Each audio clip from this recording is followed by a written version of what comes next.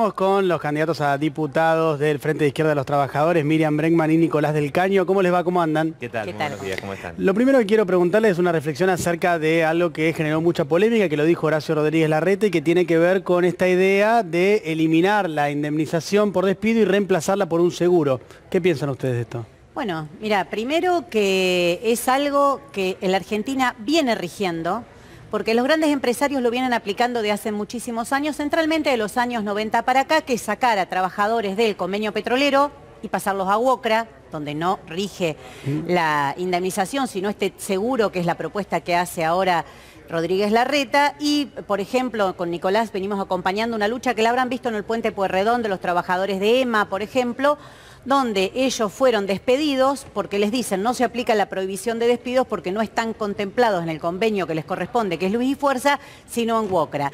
Entonces, esto que dice ahora Larreta, que aplicando ese tipo de políticas laborales se generaría empleo, es exactamente lo contrario, es lo que ya viene ocurriendo desde el menemismo, que nadie se atrevió a tocar y a erradicar de raíz y que va generando que la Argentina tenga cada vez más desocupación, más desempleo y trabajadores que aunque tengan un trabajo no llegan a cubrir ni el costo de la canasta familiar. Es decir, es un modelo totalmente destructivo para el pueblo trabajador y que beneficia al gran empresariado. Se vio en Neuquén que comenzó la pandemia, los trabajadores que estaban bajo el convenio petrolero pudieron seguir cobrando sus salarios, teniendo sus derechos, su obra social. Los que estaban en UOCRA quedaron en la calle, hasta sin obra social, en el medio de una pandemia donde lo que más necesitaba era una cobertura de salud. Es decir, a una campaña que venía bastante vaciada, donde se discutían cosas casi grotescas, le ponen este contenido sobre el final, creo yo, porque es una exigencia del Fondo Monetario Internacional. No nos confundamos, acá nada es inocente.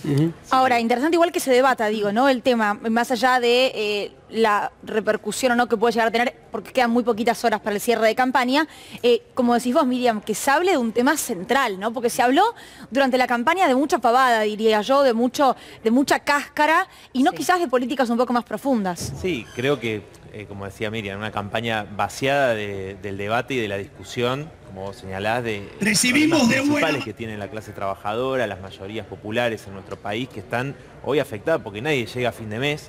Esto de la flexibilización del trabajo, gran parte de los trabajadores no solo sufren la tercerización, como los compañeros de EMA, que son tercerizados desde Sur, también ferroviarios, que están peleando por pase a planta permanente, sino muchos jóvenes que sufren el fraude laboral a través del monotributo que utilizan para esconder la relación laboral o que no están registrados. Distintas formas de precarización de gran parte de la clase trabajadora. Esto que quiere Larreta ya lo sufre una gran parte de los trabajadores. Ahora, hay otra parte que en la Argentina mantiene conquistas históricas, gracias a la lucha que se ha dado durante muchísimos años, y ahí, bueno, quieren ir con todo. Hay algunos que llegan a decir, como Esper, que hay que terminar con los sindicatos. Es decir, no, como decimos nosotros, que hay que recuperar esos sindicatos de los burócratas sindicales que están en la conducción y que, fíjate, 4 años de caída del salario consecutiva vamos a tener este año y no mueven un dedo, no hacen ni un paro dominguero. Entonces, obviamente hay que recuperar los sindicatos. Ellos lo que quieren en realidad es que no haya ni siquiera el derecho democrático a reclamar. Por eso nosotros, ¿qué estamos planteando frente al programa del FMI, ¿no? Que todos están de acuerdo en pagar la deuda, pero ya en el borrador circula que un punto sería la reforma laboral? Lo que plantean los grandes empresarios y gran parte de las fuerzas políticas, el Frente de Izquierda es la única fuerza que ha planteado en esta campaña un debate que se discute hoy en muchas fábricas, en muchas empresas, que es la reducción de la jornada laboral a 6 horas, 5 días a la semana, con un salario mínimo que cubra el costo de la canasta familiar, obvio, sin afectar el salario, porque cuando escuchamos a Funes de Rioja decir que en realidad, bueno, puso el grito en el cielo diciendo no, si se reduce la jornada hay que reducir el salario, de ninguna manera, porque la tecnología avanzó, la productividad se ha multiplicado, pero eso no ha redundado en un beneficio para el conjunto de los trabajadores, sino que se suprimen puestos de trabajo y se superexplota con jornada de 10, 12 horas por día o más a muchos trabajadores y trabajadoras. Ni hablar de la precarización en los trabajadores de la salud, el pluriempleo, los bajos salarios. Entonces, la reducción de la jornada para repartir las horas de trabajo entre ocupados y desocupados para generar empleo genuino y terminar con la desocupación y la precarización es uno de los planteos centrales que hemos hecho en esta campaña y que creemos que hemos logrado algo muy importante, que se discuta en los lugares de trabajo, porque fíjate que Yasky y Palazzo han planteado, ¿no?, la reducción de la jornada. Contestó el ministro de Trabajo diciendo que no está a favor de la reducción de la jornada, lo mismo Culfas, pero el tema es que este debate hay que llevarlo a las organizaciones de las trabajadoras y los trabajadores, no solamente un proyecto de ley. Nosotros sabemos que esto requiere una gran lucha de la clase trabajadora para conquistarlo, como fueron las 8 horas y como nos dejó la conclusión la marea verde, ¿no? Es decir, se discute, se vota en el Congreso, pero se conquistan las calles. Eso plantearon las mujeres en esta gran lucha que dieron y conquistaron el derecho a la voz. Otro fenómeno, otra particularidad, digamos, más que fenómeno de esta elección es la representación de la ultraderecha en el rostro de Javier Milei, en la personificación de Javier Milei. Quiero compartir con ustedes una declaración de Javier Milei y luego alguna reflexión al respecto.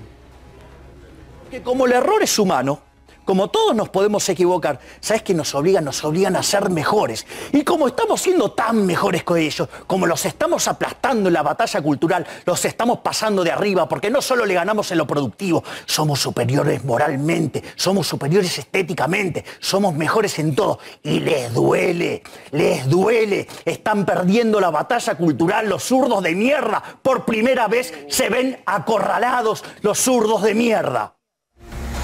Bueno, ¿cómo toman ustedes estas declaraciones?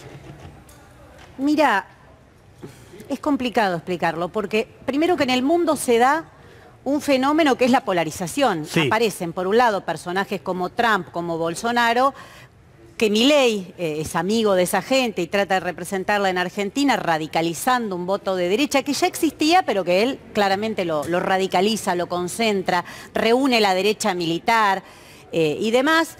Y por el otro lado, también en el mundo y centralmente en América Latina lo venimos viendo, se desarrollan enormes movilizaciones, entonces contra el gobierno de Piñera, contra la golpista Áñez, o sea, todos los aliados de esta gente, contra Iván Duque, es un movimiento contrapuesto, por un lado, un sector de estos personajes de ultraderecha y por el otro lado aparece la movilización popular cuestionando a estos gobiernos derechistas o liberales.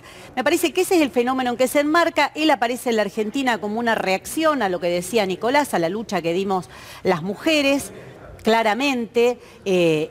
La política de Milei, y esto lo tienen que saber sobre todo las mujeres, ¿no? Claramente es volver al aborto clandestino. Él lo dice, que después no le den repercusión porque eligen destacar su modo vociferante es otra cosa. Él claramente dice, hay que volver al aborto clandestino, estoy en contra de los derechos.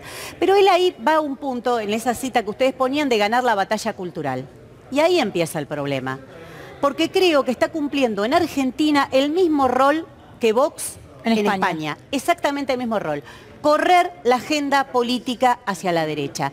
En el punto anterior hablábamos de Larreta diciendo abiertamente que hay que eliminar las conquistas laborales. No tiene que ver con esto, pero hay un peligro, porque todos dicen, me corro un poquito a la derecha para ganar el voto, me corro un poquito a la derecha para ganar el voto. Bueno, eso es lo que termina, ¿a quién fortalece? A la derecha. Se termina poniendo todo el debate y entonces vemos candidatos que se presentaban desde el progresismo, como Leandro Santoro, que termina diciendo que está en contra de reducción de la jornada laboral, que está a favor de las taser, que en materia de seguridad le pregunta a Bernie. Bueno, entonces, cuando él dice le estamos ganando la batalla cultural, me tengo que empezar a preocupar. Porque, como decía, está ocurriendo un fenómeno igual que en el Estado español, donde se va corriendo la agenda a la derecha, y eso ya en Argentina lo vimos. Ya vimos cómo termina eso. Aparecen candidatos de derecha, todo se corre un poquito y la discusión termina ahí. Entonces nosotros al revés, como dijo Nicolás, nosotros queremos discutir trabajo genuino, derechos, cómo las mujeres avanzamos en la movilización por todo lo que nos falta, no retroceder a discutir ideas que tienen 200 años. Y a Nicolás, gracias por haber venido. Bueno, una cosita más, Nico, que voten al Frente de Izquierda Unidad. Nicolás del Caño en provincia junto con Romina del Plan, Néstor Pitrola, el Gringo Giordano. En Capital yo voy con Gabriel Solano, Mercedes Trimarchi. La izquierda que se une, esperamos que este domingo nos acompañen. Gracias a ambos.